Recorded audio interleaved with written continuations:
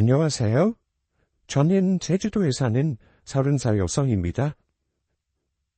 최근 뉴스나 주변에서 전세 사기를 당한 사람들 얘기가 화제더라고요. 저는 울부짖는 피해자들을 보고 있노라면 예전에 제 모습이 떠오르면서 남일 같지가 않더라고요. 제가 아직 젊다고 할 수 있는 나이지만 사람이 작정하고 사기를 치려고 하면 손쓸 길이 없더라고요. 그래도 그나마 저는 전운같이 불운을 극복했지만 한번 마음에 새겨진 상처는 쉬이 사라지지는 않더군요. 그래서 애청하는 사연 채널에 누구에게도 말하지 못한 이야기를 보내봅니다. 사람 알기를 우습게 알고 제게 사기를 쳤던 예비신랑과 시모에게 한방 먹이고 파혼한 제 이야기 들어봐 주실래요? 저는 동네에서 작은 철물점을 하시는 부모님 밑에서 자랐어요. 제가 20살 성인이 될 때까지도 저희 집 형편은 어려웠기에 철물점 안 단칸방에서 저 여동생 부모님이 함께 살았을 정도였죠. 저도 어렸을 적에는 주변 사람들이 다 비슷한 처지라 아무 생각도 안 했었는데 대학을 가고 사회를 나오니까 너무 잘 나가고 잘 사는 사람들이 많더라고요. 그때 처음으로 성공하고 싶다는 생각을 했던 것 같아요. 저는 대학에서 수학과를 나와 세무사 시험을 준비하고 있었어요. 최종 꿈은 무태 나가 서울에서 일하고 싶은 열망이 컸지만 현실적으로 당장은 불가했기에 고향 도서관에서 공부를 하고 있었죠. 그때 학과 교수님이 제게 연락이 오셨어요. 저희 집에서 30분 정도 거리에 아는 세무사님이 사무실을 차리셨는데 부주 일하는 사람을 구하고 있다고요. 공부도 중요했지만 제가 원하는 세무 쪽 일도 배우고 생활비도 벌 겸 세무사 사무실을 갔어요. 마침 제 앞뒤로 다른 직원들 체험 면접이 있었는지 사무실에 저 말고도 4-5명이 더 앉아있더라고요. 교수님 소개이기에 실수하면 안 된다는 마음으로 잔뜩 긴장을 하며 자리를 기다리고 있었어요. 박선지님, 수학과 이병현 교수 소개로 온 거 맞죠? 네, 교수님 추천으로 왔습니다. 학과 성적도 워낙 좋았고 지금 세무사 시험 준비하고 있다고요? 보니까 졸업 후 대학에서 일을 잠깐 하고 그 후로 쭉 시험 공부를 했나 보네요.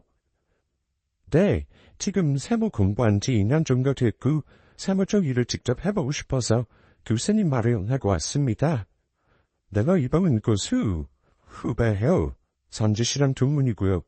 얘기 들어보니 워낙 성실한 학생이었다는데 일은 어렵지 않을 거예요.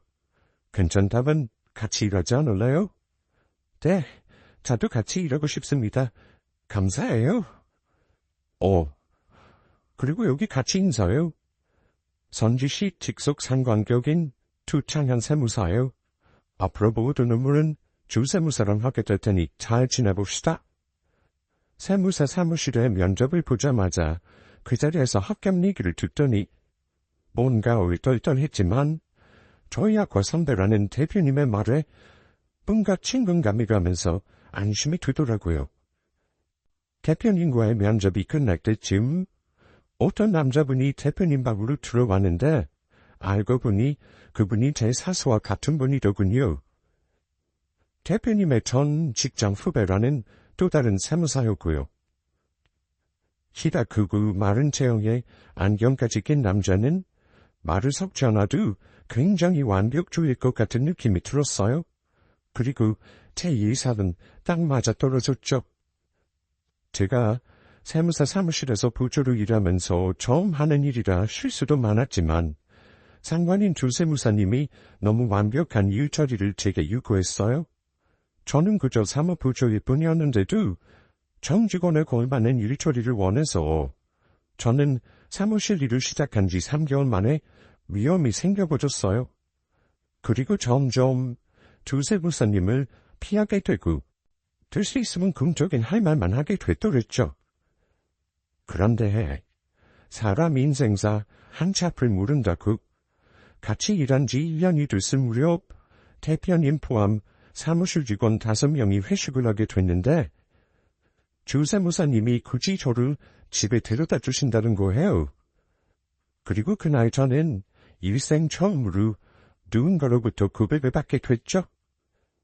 저를 엄청 싫어하는 사람인 줄 알았더니 세상에 저를 좋아했다는 거예요. 당시 제 나이가 27살이고 세무사님은 저보다 8살 연상이었기에 남자 여자 관계로 꿈도 않고 썼는데 저를 좋아한다고 말을 듣고 보니 그분이 귀여워 보이기 시작하더라고요. 그렇게 세무사 사무실에서 공식 사내 커플이 되었고 결혼 허락 받으러 양가 인사까지 다니게 됐습니다. 어머, 나 만나는 사람 있어. 다음 주에 소개시켜줘도 될까? 지금 뭐라 했니? 네가 사귀는 남자가 있다고? 그것도 놀라운데 무슨 소개까지 온다고 해? 결혼할 것도 아님서. 우리 딸 올해 28살이면 결혼할 나이지. 진짜 결혼 허락 받으러 오는 거야. 만난 지 1년 조금 더 됐고 내가 일하는 세무사 사무실에 세무사님이셔. 나이 차이가 조금 나서 결혼 일찍 하고 싶다고 하시네? 얼마나 나이 차이가 나는데 그래? 만 40살 넘고 대머리 아저씨니? 아니 무슨 아무리 그래도 딴 취향이라는 게 있는데 8살 위라서 36살이지 아마? 나이가 좀 많네. 직업이 전문직이라 공부하고 일하느라 결혼이 늦었는갑다. 그런데 우리 마타 시집 보내려면 조금도 깨고 준비할 게 많겠다. 그러게. 지금 네 동생 학비 얼마 전에 빌려줘서 복돈을 어떻게 해야 할지 걱정이네. 오늘 평일 저녁 친정 부모님과 밥을 먹다가 제가 세무사님과 만난다는 얘기를 꺼냈어요. 저희 부모님은 원래 선입견이나 편견이 없는 좋은 분들이었기에 크게 반대할 것 같다는 생각이 들지 않더라고요. 문제는 제 결혼 비용이었죠. 제가 세무사 사무실에서 2년 가까이 일하면서 돈은 모았다지만 1,000만 원으로 요새 결혼했다는 얘기는 못 들어서 저도 대신 걱정은 하고 있었거든요. 요새 부모님 젊을 점도 매출이 거의 없다시피 했기에 친정에 손 내밀 생각은 전혀 없었어요. 그런 근심을 안고 있었는데 일주일 후 예비신랑이 친정에 인사를 와서 손날을 읽은 듯이 결혼 비용은 전부 자신이 내겠다고 하는 거예요. 저는 예비신랑이 친정의 낡은 가게를 보고 집안이 괜히 눈에 보이니 그런 말을 했나 싶어 자존심이 좀 상했는데 후에 자신이 사회 경험이나 나이가 많으니 결혼 비용을 내는 게 맞다고 말해주더라고요. 제가 끝까지 뭐라도 하고 싶다고 하니 그럼 가진 돈의 반만 결혼자금으로 쓰라고 했어요.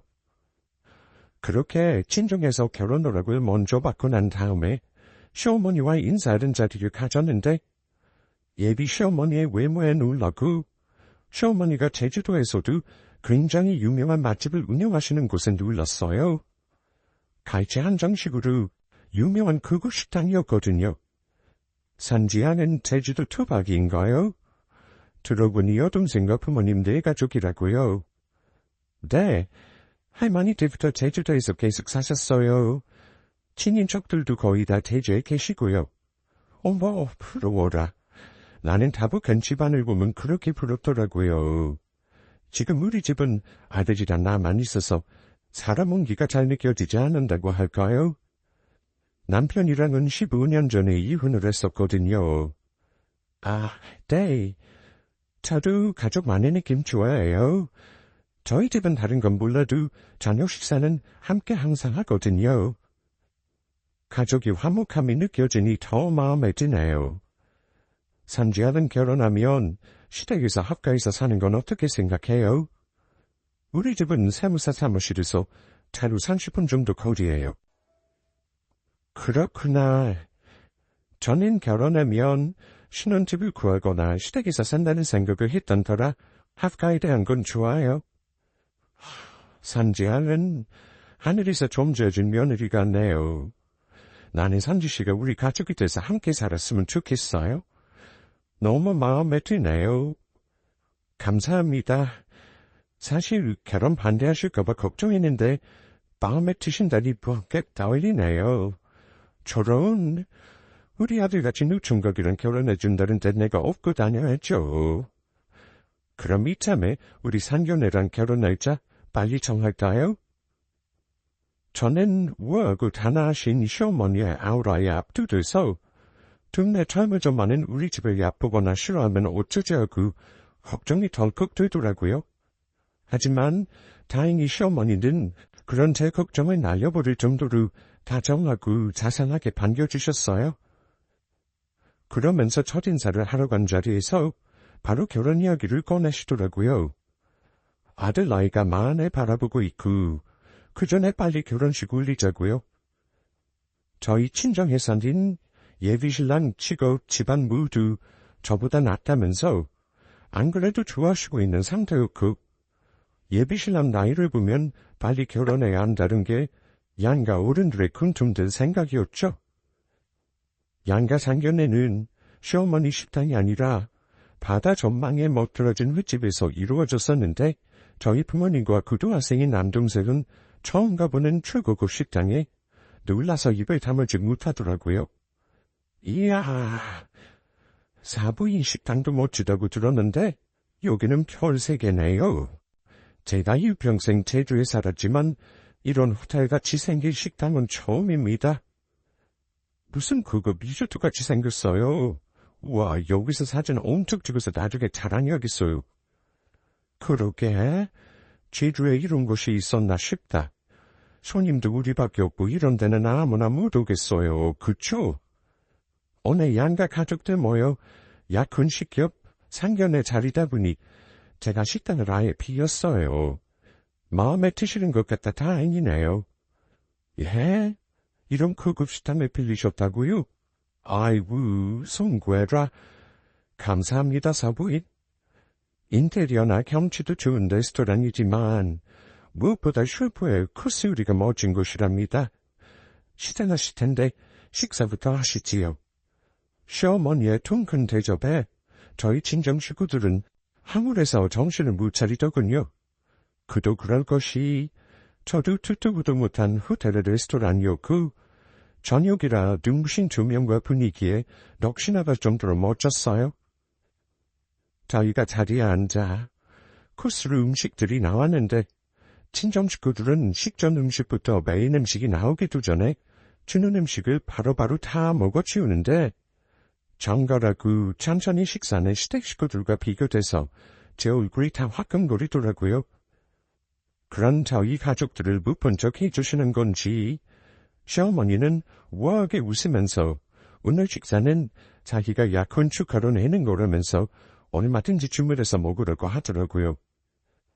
선지양에게 들으셨는지 모르겠는데 결혼식을 일찍 올렸으면 합니다. 저희 아들이 40 되기 전에 결혼을 했으면 해서요. 물론입니다. 저희는 언제든 사돈이 원하시는 대로 따르겠습니다. 그나저나 사위가 결혼 비용을 다 댄다고 해서 좀 미안하긴 하더라고요. 물론이죠. 8살이나 어린 신부를 맞이하는데 당연히 제가 해야 하지 않겠어요? 그리고 새아가가 함께 이 시댁에서 같이 산다고 해줘서 저는 더한 것도 해주고 싶은 마음이에요. 요새 누가 시댁에 합가해서 산다고 하겠어요. 이런 좋은 시어머니가 계신데 시댁에서 살아야죠. 제 딸이라서가 아니라 손주가 어릴 적부터 많이 우줄고 순한 아이였습니다. 아마 그 부분은 믿으셔도 될 거예요. 저도 그렇게 봤는데 아버님 말을 들으니 더 확신이 드네요. 제가 딱 원하는 며느리입니다. 제 결혼을 어떻게 치러야 할지 머리 싸매고 걱정하던 친정 부모님은 사돈이 부잣집에 시어머니 자리가 너무 좋다면서 결혼에 대해 한시름 놓으셨죠. 그러면서 저한테 시댁복이 있다면서 앞으로 팔자 필 일만 남았다고 기뻐하셨어요. 그렇게 양가 결혼 허락에 3개월 동안 결혼 준비를 하고 있었는데 그 사이 예비신랑은 저희 친정에만 서너 번 인사 오고 시댁이나 시어머니 식당에 한 번도 저를 데려가지 않더라고요. 앞으로 결혼하면 시댁에서 합가에 살 테고, 시어머니 식당은 예약 없이 가는 건 불가능한 인기 식당이었기에 저는 대신 가보고 싶었거든요. 그러다 결혼을 한 달 앞둔 어느 날, 친구들이 부인 장소로 저희 예비 시어머니 식당을 예약했다는 거예요. 저는 친구들한테 예비 시어머니 식당이라고 말한 적도 없었는데 말이죠. 기가 막힌 우연에 저는 이참에 시어머니 얼굴도 보고 식당 구경도 해야겠다 싶었어요.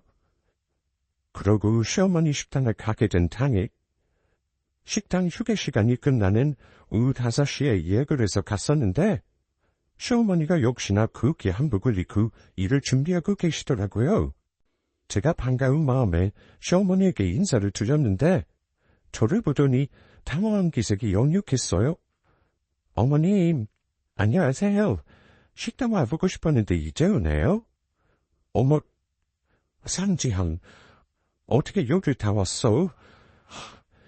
갑작스러워서 깜짝 놀란데 오늘 식당 예약이 다 차서 식사가 가능한지 모르겠네. 밥 먹고 가면 주후련만. 친구들은 예약하고 지금 온 거예요. 신경 안 쓰셔도 돼요. 맛있는 밥도 먹고 어머니께 인사도 드릴 겸 겸사겸사 온 거고요. 그랬구나. 나는 말도 없이 가게에 왔길래 그냥 무작정 온 건 줄 알았어. 친구들은 어느 테이블에 있어? 저기 메아름 창가 자리에 앉았어요. 이러세요. 저는 가볼게요. 아니야. 같이 가서 인사도 하고 오늘 식사는 내가 낼게.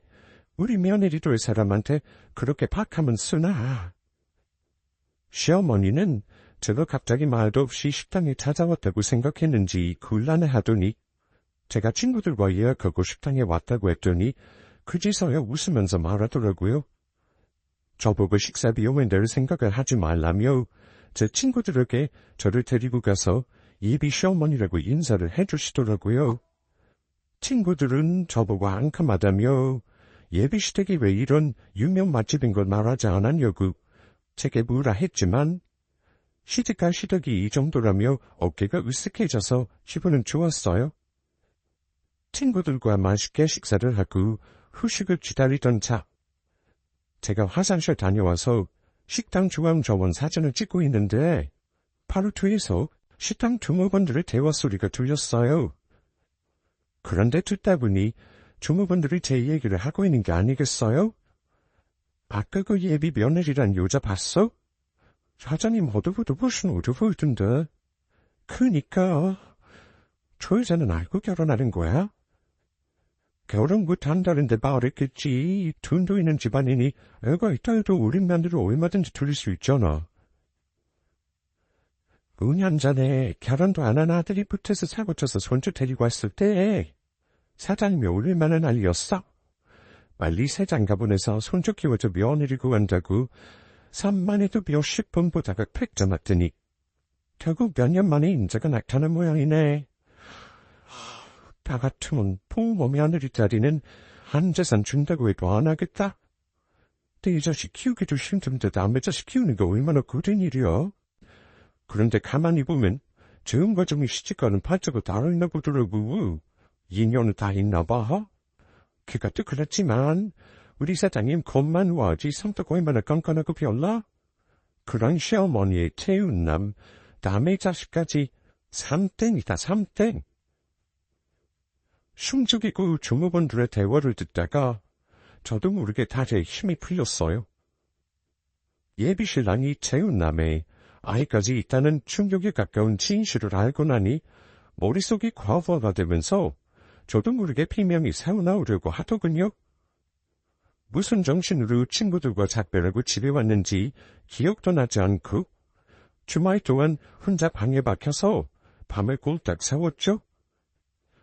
다음 주 월요일 세무사 사무실에 출근을 해서 예비 신랑을 보는데 나를 어디까지 등신으로 만들고 사기 결혼을 하라는 건지 아무렇지 않은 얼굴을 보니 쓴물이 올라오더군요.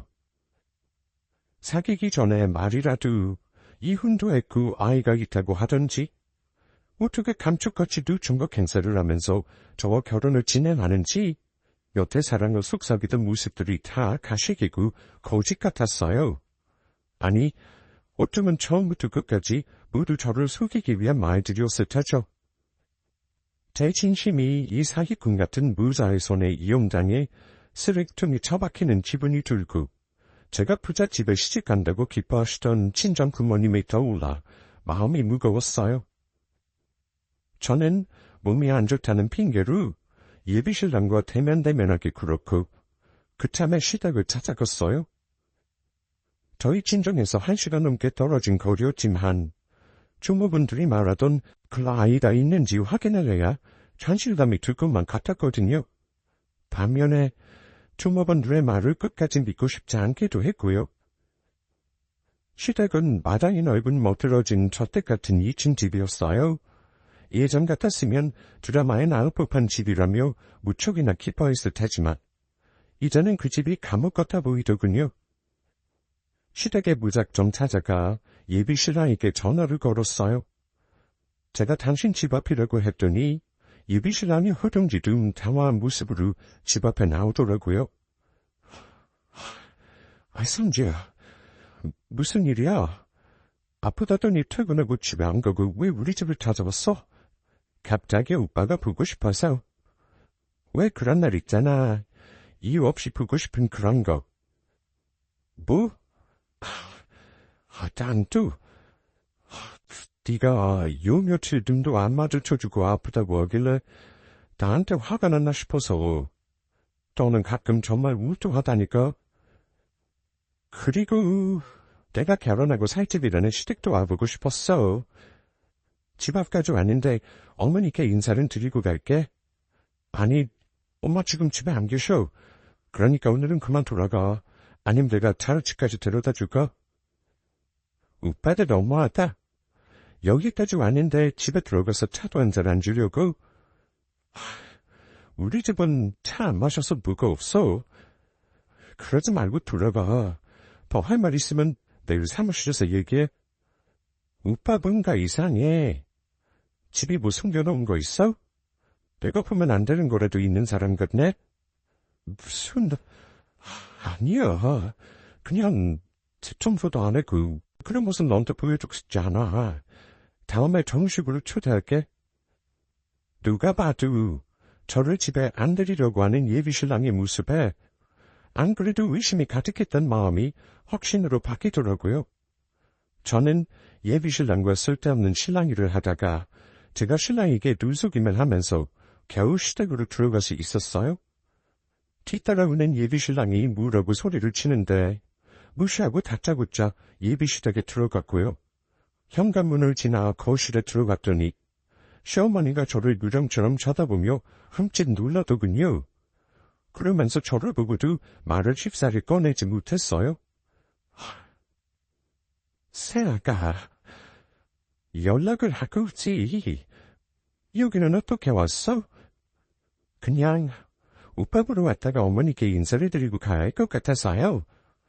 선지야, 돌아가려고 했더니 왜 남의 집에 함부로 들어와?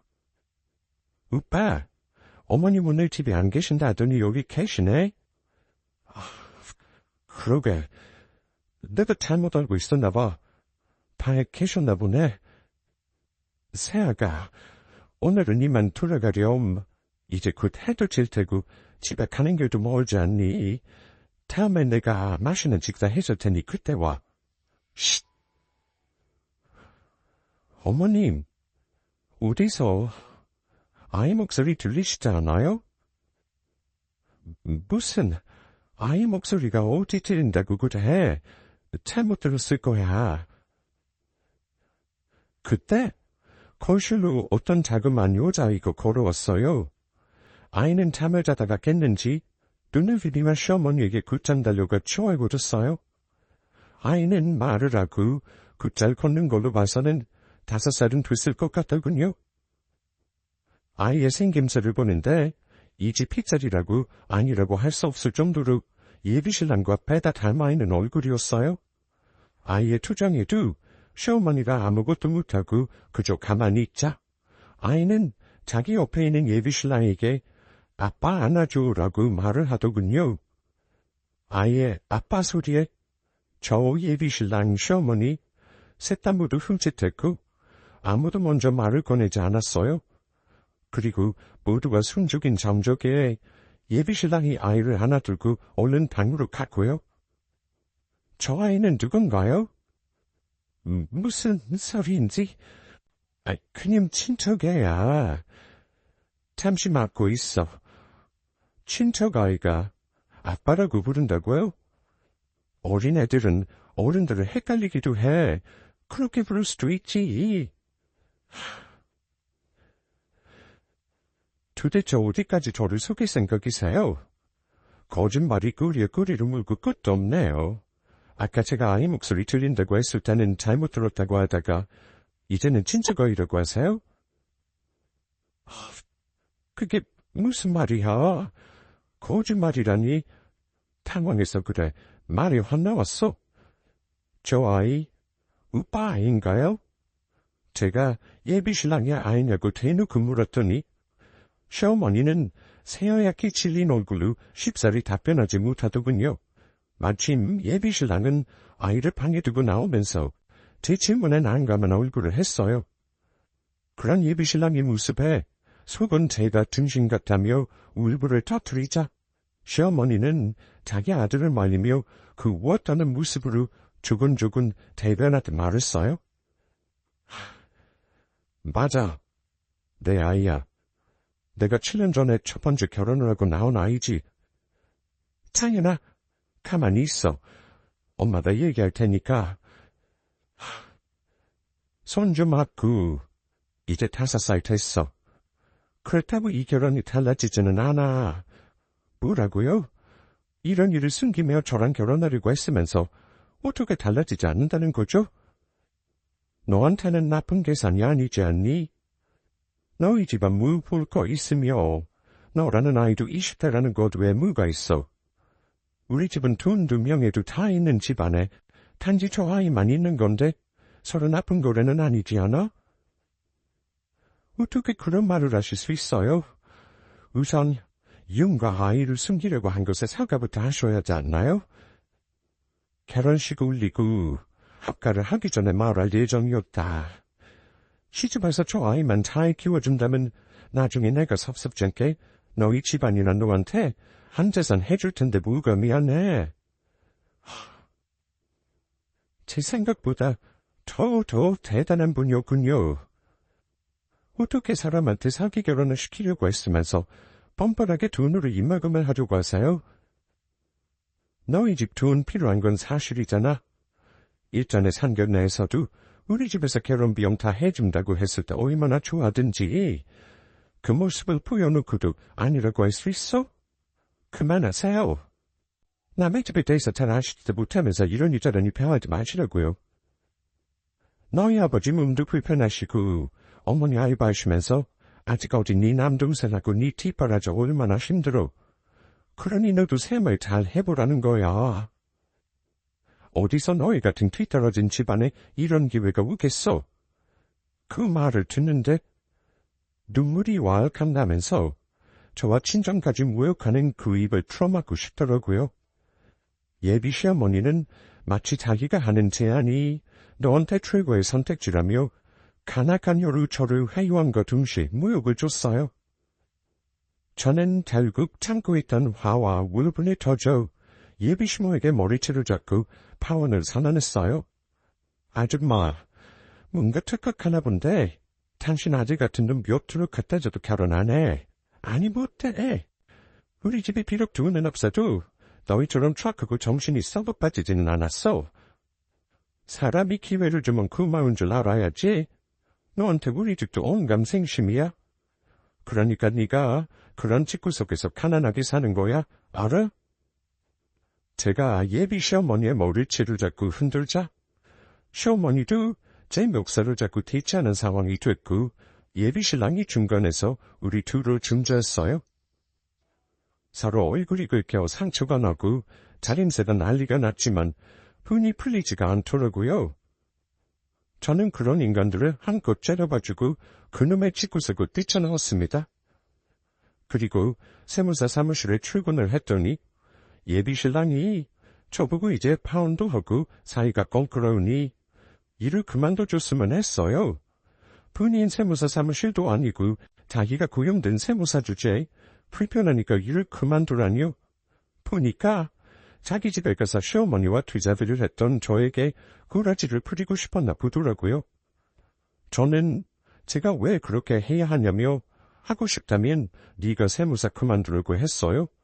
그리고 아예 대표를 찾아가 주 세무사와 파혼이 됐는데 저는 아직 계약 기간도 남았고 일을 그만둘 생각이 없다고 명확하게 입장 규명을 했더랬죠. 한창 일이 바쁠 때고 직원을 새로 뽑아도 두세 달은 일을 가르쳐야 하는 대표 입장에서 세무사나 직원인 저를 자르기에는 무리였으니 그 일은 대표님이 중간에서 조율해 주셨어요.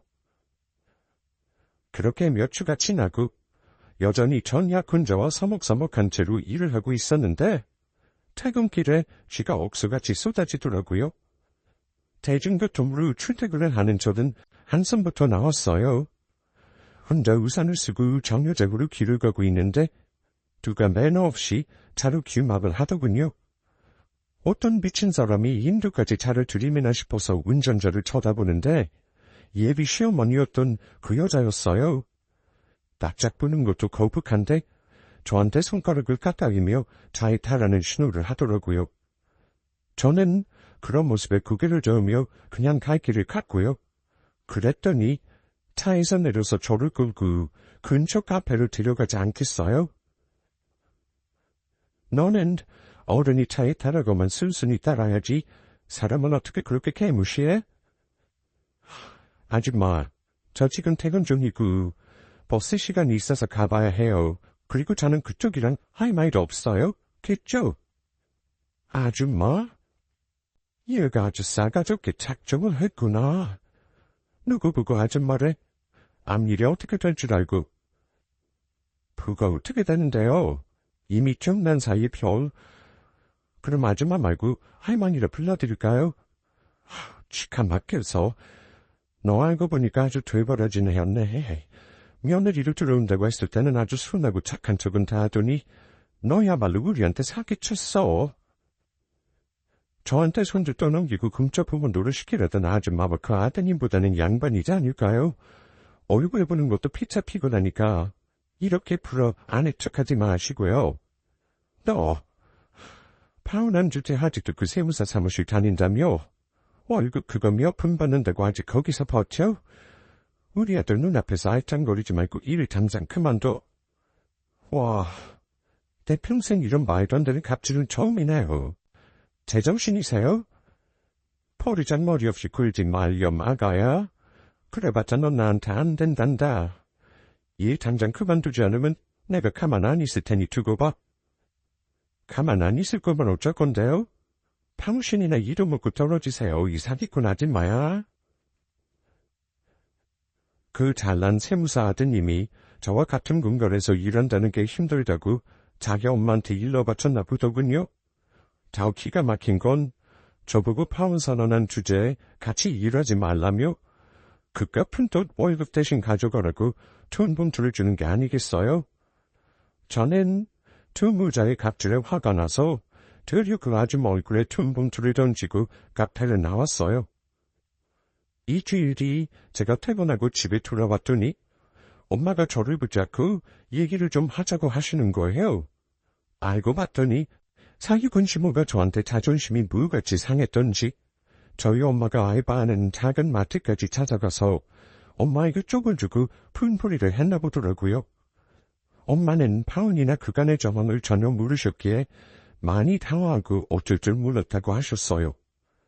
말 그대로 여우 같은 사기꾼 시모가 엄마에게 성질 부리고 할 때까지도 아무것도 모르고 당하기만 하다 우셨나 보더라고요. 어떻게 파혼 이야기를 가족들한테 안 할 수 있어? 사부인 이야기를 들어본 인디가 일방적으로 파혼하자고 했다며?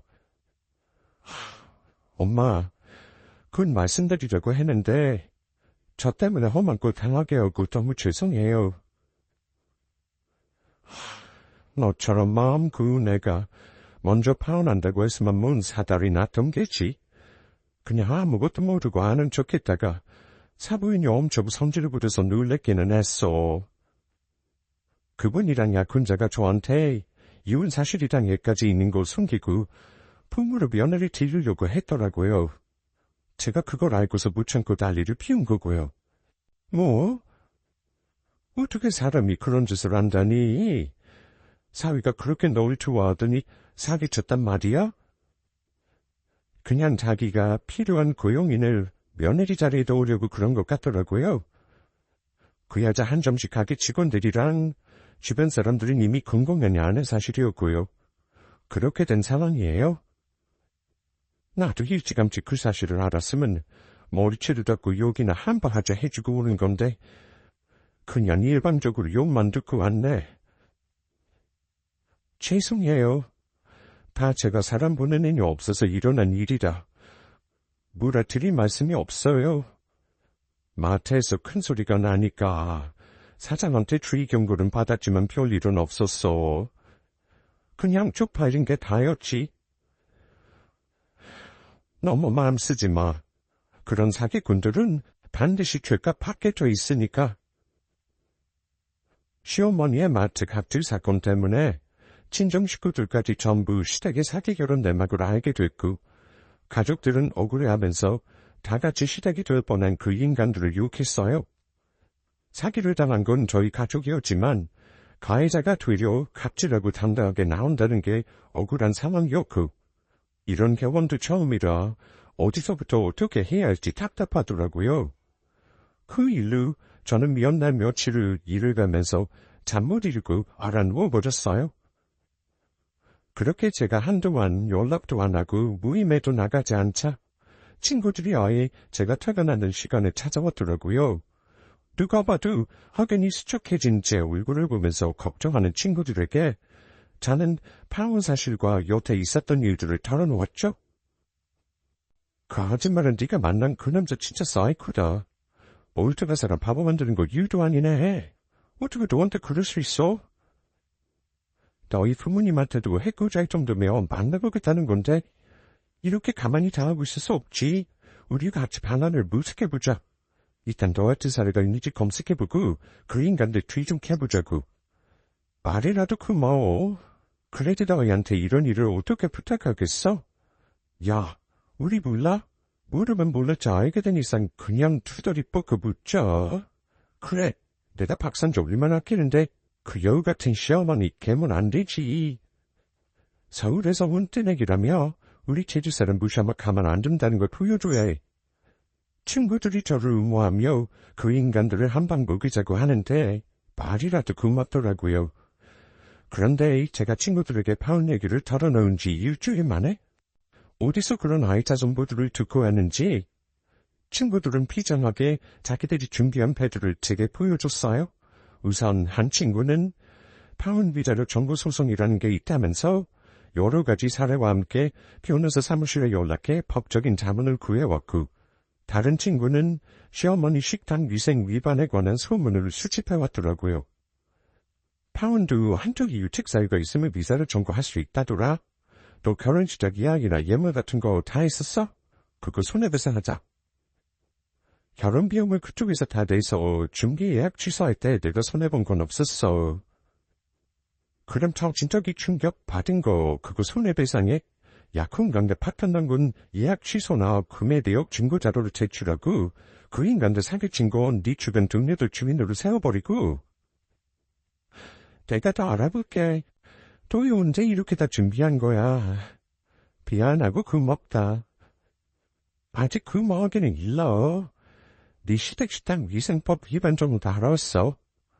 알아보니까 사용하는 해산물 중에 기형생선도 헐값을 들이고 원산지 피구도 그냥 전부 국제산한다더라. 아? 식당 운영하면서 그렇게 해도 돼? 당연히 안 되지. 위반이야. 그런데 그거 연유반하고 있다는 게 문제지. 거기 주모반들 인구도 몇 년째 둥결이라는 게 뻔하지.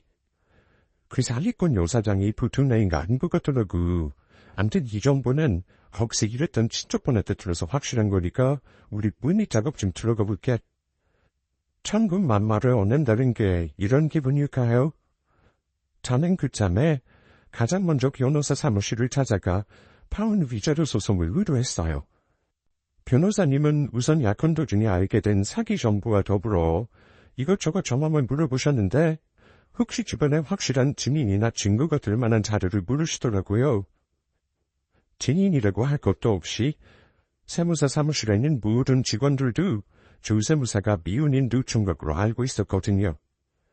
서울에서 있던 일 자체를 한 거고 제주도로 기어 들어온 것만 봐도 그리 면이 많은 인간이었고 저도 새삼 파혼 소송을 준비하면서 그 인간의 이상한 면모에 대해 자각하게 되었으니까요.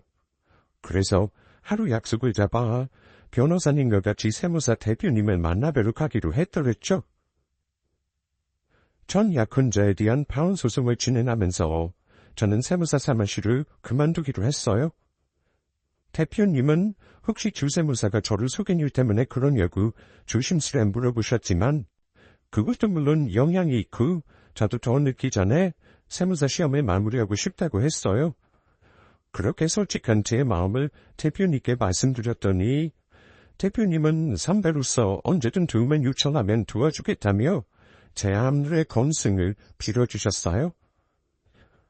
그렇게 다시 학생으로 돌아와 도서관에 틀어박혀 있기를 한 달 정도 지났고 그동안 친구들과는 활발하게 연락하고 틈틈이 만나면서 시어머니 식당에 대한 투사를 진행했어요. 이상한 해산물 재료, 음식물 쓰레기 처리를 비위생적으로 하는 정원 사진 등을 증거자료로 차곡차곡 모아놨고요.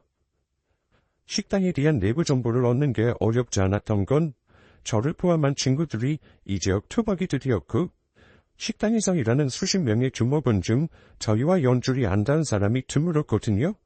그리고 시어머니가 주목원들 부려먹고 임금이 안 좋기로 유명해서 인심을 많이 잃은 상태였고요.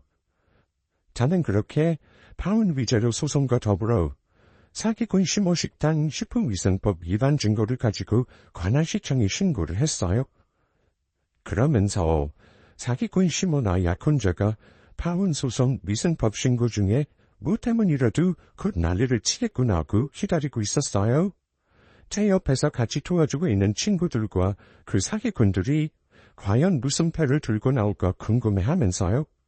그 와중에 인터넷과 SNS를 통해서 심호식당에서 쓰이는 기영산선이라는 제목으로 뉴스가 터졌어요.